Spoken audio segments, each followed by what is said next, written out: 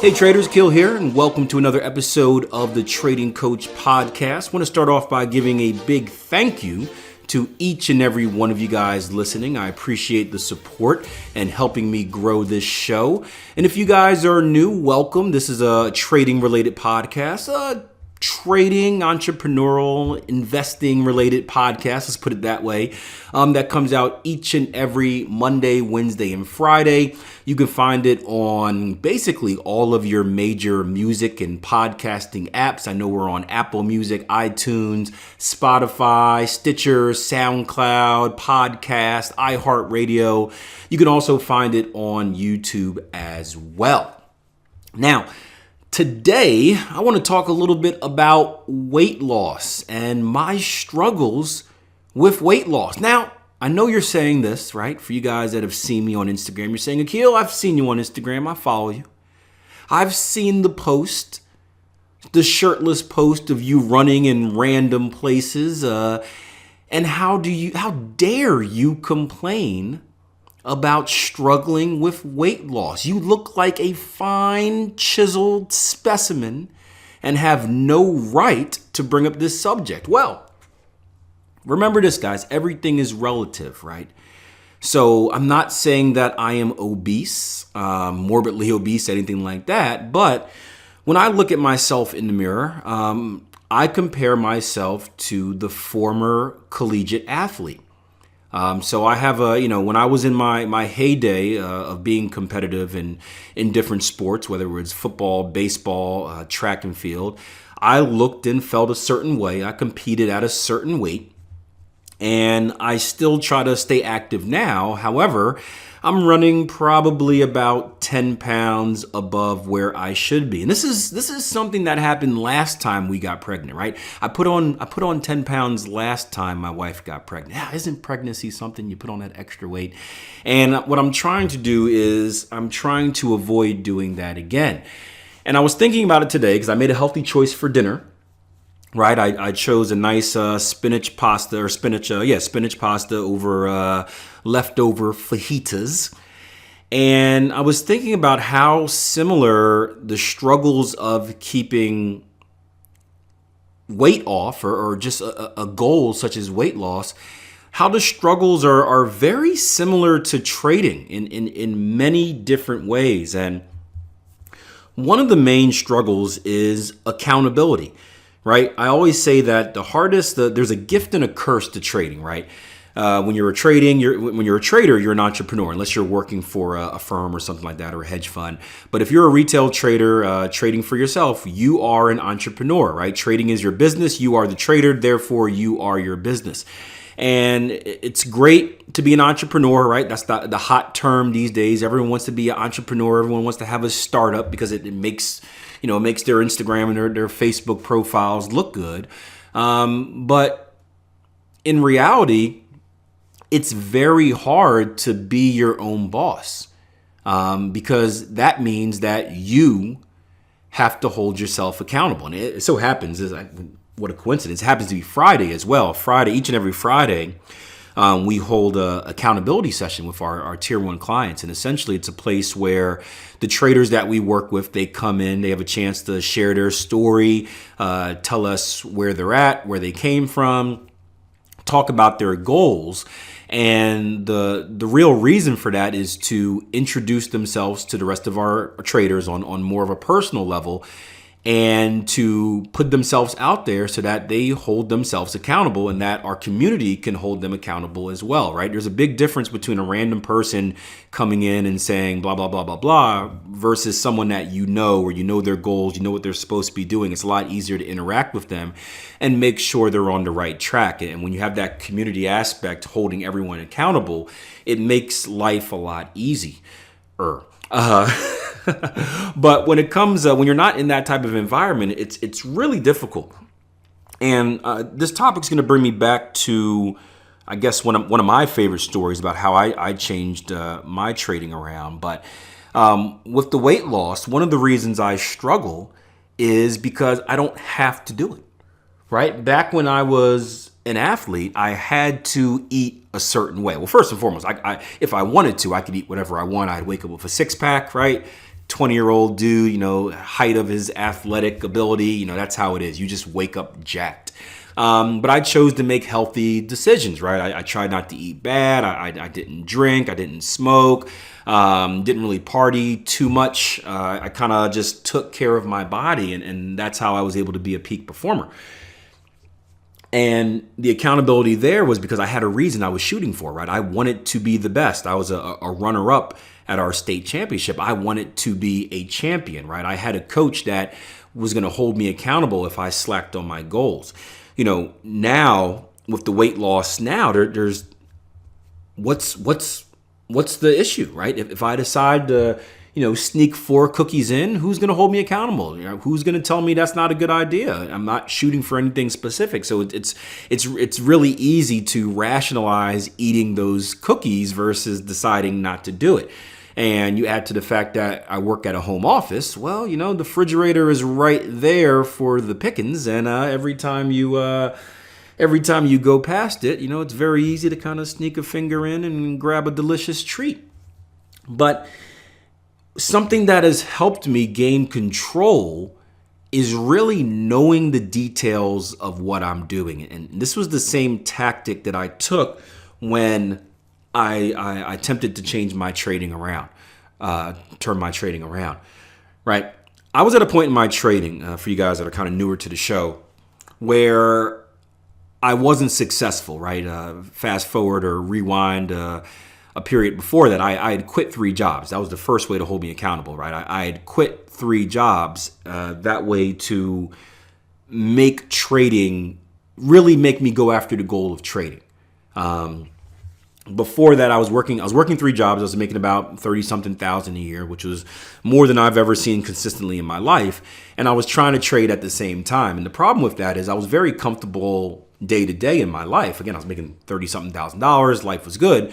Therefore, there was really no, there was really no drawback of if I failed with trading, right? If I struggled with trading, it didn't have any effect on my life aside from, okay, Mel, I'm messed up today, I'll try again tomorrow. But I'm still living the same way. When I made the decision to quit 3 jobs, one of the reasons to do that was to put my back against the wall. I had to make the pain of failing at trading the number one motivator in my life. And it was stupid. Yes, I don't encourage anyone to do that, but I know how I operate, and that was what I needed. And the same thing happened when I started turning my trading around. It came to a point where I wasn't successful. I gave myself a set period of time to be successful at trading. I was very confident, so I thought I would achieve it. And I was getting towards the end of that period, and I wasn't seeing the success, and reality started to hit. And what I mean by that is I started to really doubt that I would be successful with trading, and I was starting to say, okay, well, you know what? I'm just going to go back to cleaning toilets and working in the schools, and this trading dream is over. And I kind of made one last ditch effort. And watching World Cup games. If you guys have been watching the World Cup, it was kind of like Costa Rica this morning, where they had held Brazil so close to a 0-0 draw. Then Brazil scored like a minute in the stoppage time, and then they just, if they lost, they were eliminated for the World Cup. So they had nothing to lose. They just went for it, and that's what I did in my trading. And on this journey, I discovered that one of the reasons I wasn't successful was because I was making stupid mistakes. It wasn't myself as far as like my ability to read a chart and analyze the markets. It wasn't my strategy or anything else that I would put blame on.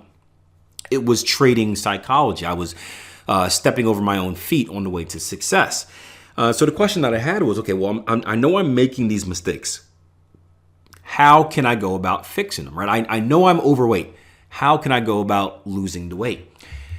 And what I did, let's put it this way, let's start with the weight loss first. What has always worked for me each and every time I need to kind of get control over my weight and hit some goals is I use basically I keep a food diary. So I use an app called MyFitnessPal. This would be a perfect time if anyone's out there working for Under Armour or MyFitnessPal. If you want to, write a check for this sponsorship, I will gladly sponsor you since I use the MyFitnessPal app. I'm associated with Under Armour anyway, so that it just works. Come on. So if you're listening to this, write the check, cut the check. But I use MyFitnessPal app to track what I'm eating each and every day. And the app is pretty cool, and there's a lot of other apps that you can use as well. But the app is pretty cool because it breaks down each part of my food. So it breaks down, hey, where's my sugar coming from? Where are my carbs coming from? Where's my protein? Where's my fat? And what it allows me to do is, because I'm tracking each and every one of my meals, and you got to go through the process of putting it in or scanning it in and checking the graphs at night, it allows me to identify just where my problem areas are. So for me, cheese. Cheese is a big one. I never realized how much cheese I eat until I started tracking it. I literally put cheese on everything. And cheese, dairy, that's a bunch of fat. A lot of my fat is coming from cheese. So by cutting down my cheese intake, right, that helps me tremendously in my diet. Another thing was like sugar as well, right? You may have heard don't drink your carbs, right? A lot of sugary drinks. I'm not a big soda person, but I'll do like iced teas and fruit punches and stuff like that. Well, a lot of sugar and fat is coming from that as well. So by simply replacing that with, say, even like apple juice and orange juice, that's my big thing, apple juice and orange juice. A lot of sugar in there. Fruit juices aren't necessarily, it's better sugar, but it's still not necessarily that good for you. So replacing those sugary drinks with water is a big help. Lastly is the Oreos, right? There's a big difference between eating a handful of 6 Oreos at night, double stuffed, of course, versus eating 3. And you identify these little things, and it's amazing how small little changes, 6 to 3 Oreos, 1 glass of apple juice in the morning instead of 2, or for me, I like to water down my apple juice. So I still drink 2 cups, but I do half and half apple juice, half water, like a baby, right? Doing something like that, or not putting cheese on everything, or just putting cheese on something. It's amazing how these small changes really make a difference, and you start to see the results as far as cutting weight. And I did the same thing with trading, right? I started tracking my mistakes, right? And we can do the same exact subject for like back testing. And this is the importance of back testing to track your trades, to analyze the markets, right? We talk about reviewing the tape after your trading. So we can do this subject for many elements of trading, but let's just focus on mistakes for today, right? I started tracking my mistakes. So each and every day I would review my trading day, and I would write down, hey, good trade, or in my case at the time, what did I do wrong? And I would write it down. Okay, entered prematurely because of this. Moved stop losses because of that. Didn't take targets off because of this. Took targets off too early because of this. Didn't place the trade because of that. Placed the trade too late because of that, right? We'll keep tracking them. And then at the end of each month, I would look at them, right? And I made a goal to make 1 less mistake per month. So if I made 20 mistakes in January, my only goal for February was to make 19. And I also had a goal not to make the same mistake twice. So as I analyzed my mistakes at the end of each month, I forgot if I did it bi-weekly or just by month, right? I would look for the common mistakes that were hurting my trading. And I would say something like, okay, just for example, Akil, entering a trade prematurely cost me 200 pips during the month of January, right? And I did it 5 times. So I would make that next goal. Hey, okay, I'm just gonna, just like the cheese, eliminate the cheese, right? I'm gonna eliminate taking. I can make any other mistake in the world to kill, but I am not going to enter a trade prematurely. I can do everything else. I'm allowed to move stops. I'm allowed to do anything like that. I'm not making this single mistake. And I would do that, and then the next month I'd reevaluate and be like, oh man, look at that. I stopped making that mistake, and I made a little bit. My account looks a lot better.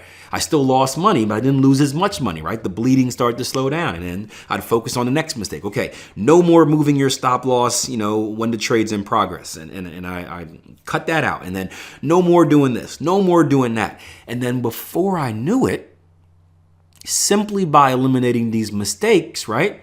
Not only did I stop the bleeding, but I started producing new blood cells. What does that mean? I started making money, right? And it was surprising.